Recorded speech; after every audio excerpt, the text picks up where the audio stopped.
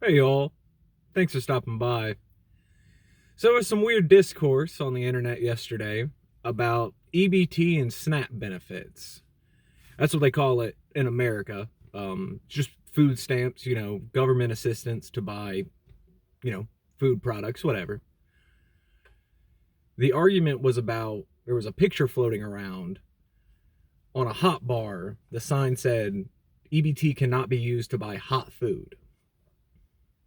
This turned into a whole argument about people using EBT to buy fast food and using government assistance to buy food that's not good for you, which, fair. Fast food isn't the best choice if you're just talking about nutritional value, but if it's government assistance for food, personally, I don't care what you spend it on. If you're buying food with it, it's food. When it gets into the hot food side of things, I think there's a bit of, I don't think people really understand when it comes to qualifying for SNAP benefits, using them, and what kind of life you lead with something like that. Typically, with SNAP benefits, these are working people and not easy working people. These are labor jobs, and some people might say that they're low skilled or no skill labor, but these are people working typically 8-hour shifts or longer, especially if you've got kids. You don't have as much time in the day that a lot of people, like, there's always people who say something like, oh, we all have the same 24 hours. It's all how you use it. That's not true. If you living alone, it's easier, I would say, to take care of things like that. You have time to make meals. You have time to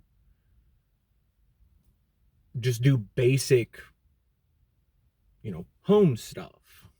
Or at least for me, that's the case. I work 8.5-hour shifts. I live relatively close to my job. Now, I've moved recently. My drive used to be an hour both ways.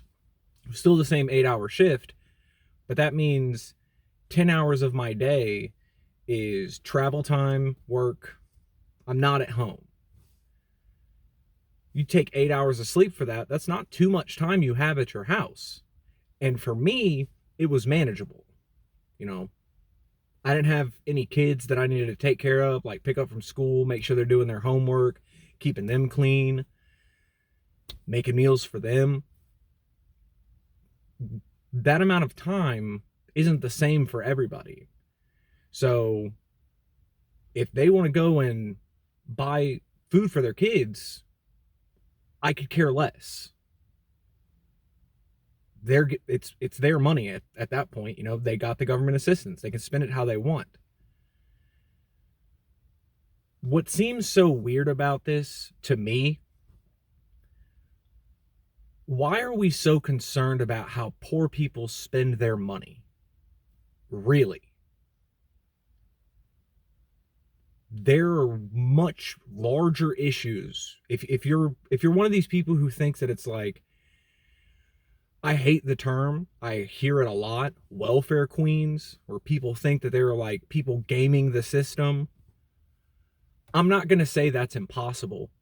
You know, in my hometown, yeah, you did have people who traded cash for EBT, usually at a reduced rate, but yeah, I mean, there are going to be people who game the system a little bit.